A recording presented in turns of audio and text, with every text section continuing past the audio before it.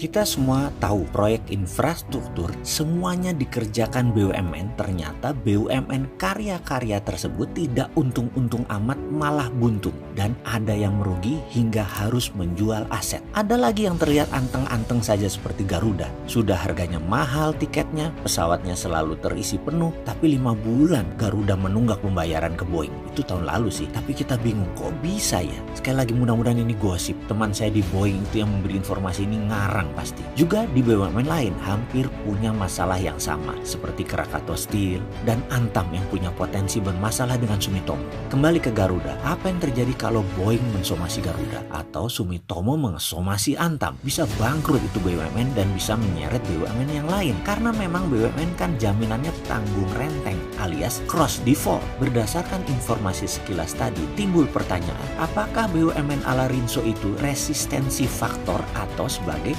akselerator faktor dalam pertumbuhan ekonomi? Nah, bagaimana kalau kita mulai dengan pertanyaan seperti ini? Kalau BUMN adalah akselerator, maka dia menjadi numerator positif atau nominator. Kalau BUMN menjadi resistensi faktor atau faktor pemberat, maka dia menjadi numerator negatif atau denominator. Setuju? Pertanyaan kita selanjutnya, apakah kalau kita review BUMN versus GDP, Gross Domestic Product, BUMN itu menjadi faktor akselerator, mempercepat sesuatu atau pemberat? Ada baiknya kita hitung saja berdasarkan rumus total faktor produksi atau TFP, di mana penjumlahannya atau sum number-nya adalah agregator penggabungan angka yang disebut GDP. Kalau total faktor produksi kita mau pakai teori siapa ini enak?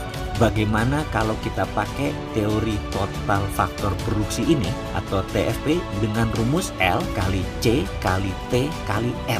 Bagaimana kalau itu yang kita pakai? Maaf sebentar. Sahabat minat nggak dengan ilmu beginian? Kalau nanti diteruskan ternyata BUMN menjadi resistansi faktor GDP, saya nanti dibilang ngeledek. Kesannya banyak pejabat nggak ngerti belas ilmu beginian. Nanti kita dibilang bosman ini sok keminter. Izin loh ya. Bagaimana? Kalau nggak doyan ya kita bicara yang lain yang ringan-ringan aja. Bagaimana? Kita lanjut?